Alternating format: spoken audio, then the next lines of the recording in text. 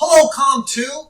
Dr. Timothy Elizondo here, creating this particular video because I realized to myself, I'm like, hey, Tim, you haven't had a chance to introduce yourself to the class yet. You haven't had a chance to tell them exactly who you are, what this class is, or what they can expect moving forward in this 16-week jaunt through argumentation and debate. So, my name is Tim. I am a full-time instructor here at Columbia College. I've been here since 2005. I'm originally from Modesto, California. Go Davis Spartans.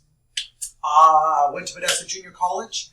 Finished up an associate's degree. Then I decided I would traverse to Arizona, where I earned a bachelor's degree and a master's degree in communication studies with an emphasis in rhetoric.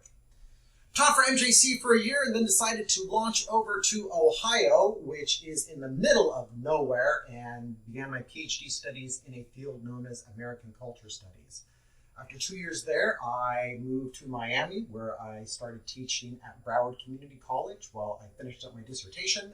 And then once I finished that up, it turns out that Columbia College was looking for a full-time communication studies professor who would start a speech and debate team. So that sounded super fun. Applied, got the job, and ran a debate program for about 10 years or so before the funding was cut. But hey, we picked up 3 state championships. We picked up 2 national championships. I had an excellent time doing so. Really love debate, and I'm really excited to be teaching this particular course. I've been involved in speech and debate since I was a Spartan at Davis. And I currently also am the lead instructor at a youth-based debate academy in Cupertino, California, known as Athens Debate. So over the weekends, I go down there. I have about 600 kids that I work with, and we prepare for speech competitions and argue about, which is better, Santa Claus versus the Easter Bunny, and it's a lot of fun.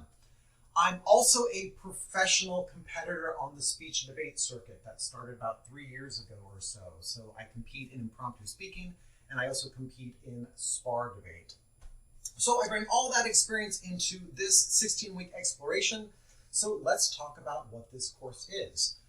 This course is designed to introduce you to the basic concepts that are used in high school, now like scholastic and intercollegiate debate competitions. There are different forms of debate that exist in all these various different circuits, but ultimately speaking, it's kind of the same game, where there's what's called a resolution, which is a sentence that is given to the competitors, and one side is affirmative, all right, and that side, they have to make arguments why that sentence is true, or valid, or should be supported by the audience. The other side, sometimes called the negative, sometimes called the opposition, their job is to argue that the affirmative did not prove their case, or did not make good arguments. Or the negative can also argue that the sentence, the resolution, is not true, or not valid, or should not be supported. And what makes this game a debate, and not necessarily an argument that you might be having in class with your friend, is there's a judge. There's a neutral observer who's observing the proceedings. And the judge has to make one decision. And that decision is circle one of the names of the players. Sometimes they circle the name because one side made a good argument. Sometimes they circle the name because they were compelled with something someone said. Sometimes somebody circles a name because they just like the way that a person is speaking. Depends. Different judges have different judging philosophies. But ultimately, the object of the game is to get your name circled when compared to somebody else's name. And according to research, individuals who play this particular game have higher critical thinking skills, have greater degrees of communication competency, are more strategic communicators, make more money in life. I mean, to me, it's one of the most amazing games an individual can possibly play, because the set of skills that are required to play the game traverse to so many other areas in life, whether it be academic endeavors, whether it be job interviews, whether it be presentations, whether it be conversations with significant others. I mean, to me, it's just a really powerful Jedi experience. All right, so for this particular course, you're going to need a few different textbooks that are all online. They're underneath the reading materials section of our particular shell. Also, while you're checking out the course, feel free to check out my contact information. It includes my office hours.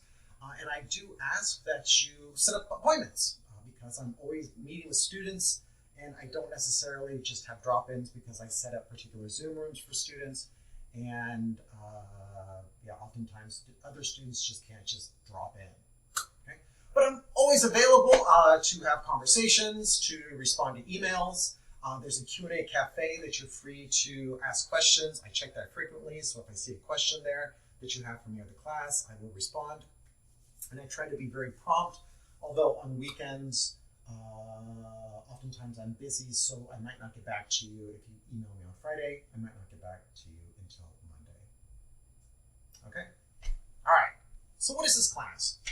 Well, this class is going to contain a variety of different weekly exercises. There's a module that's opened every single week that's going to involve quizzes or discussions or creative video assignments or written assignments where you have to construct either arguments or deconstruct arguments based on a variety of different ideas that I'm kind of creating within the course. This entire course is going to build towards a final debate that happens during week 16.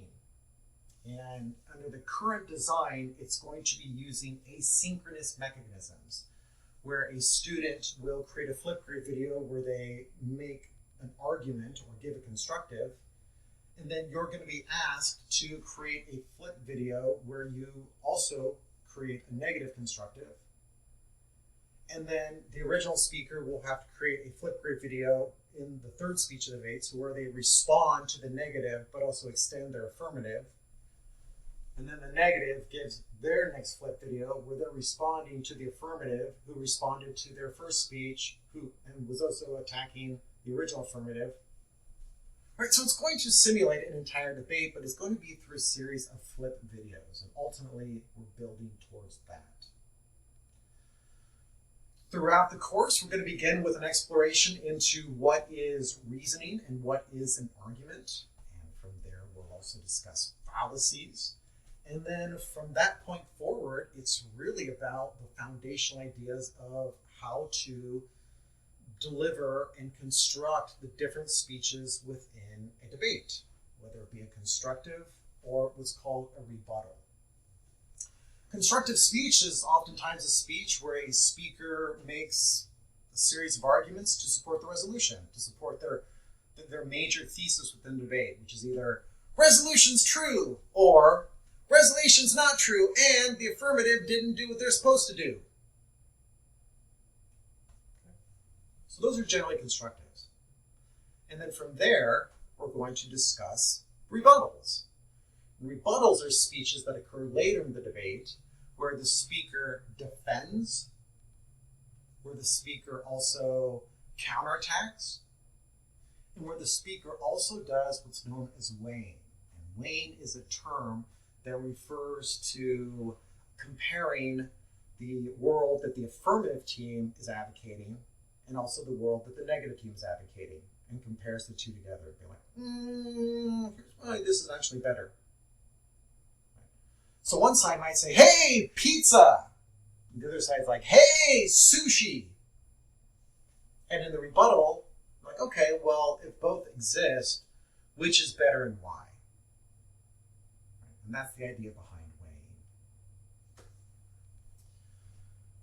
In this particular class, does delivery matter? I think a little bit. If you were to go to a professional competition or a speech debate competition, the speakers might be standing, the speakers might be sitting, but ultimately speaking does matter. I think that overwhelmingly the arguments somebody makes take precedent over their delivery But when all things are kind of up in the air, if you're like, well, I don't know, pizza, I don't know, sushi, they're both super delicious. Delivery oftentimes might be a psychological tipping factor. So there will be feedback within the class about delivery. So I would be thinking about things like camera shot. I would be thinking about things like presentation. Notice the camera shot here, right? Notice that you can see what my hands are doing. You can see what my posture is doing.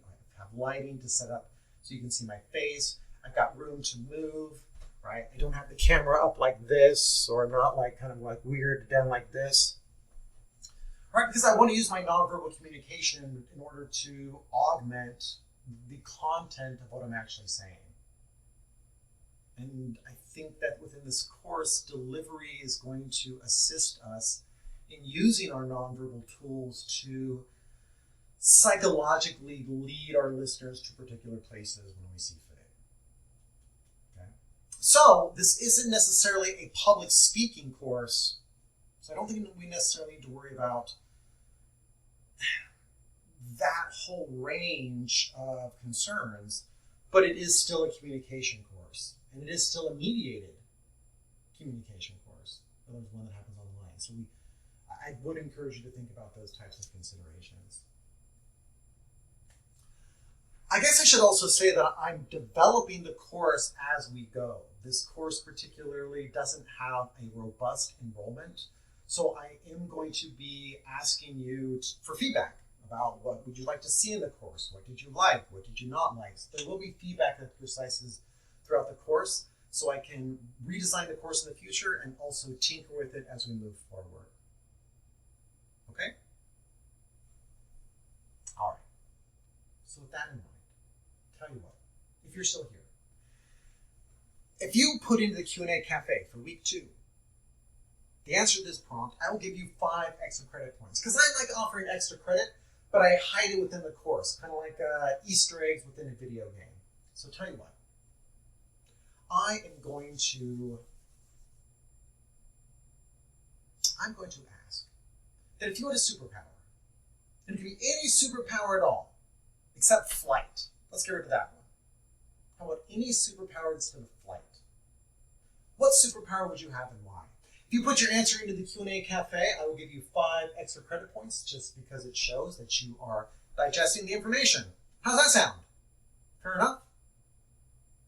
All right, well, I hope all is well. If you have any questions, feel free to let me know, and I'll see you in the course. All right?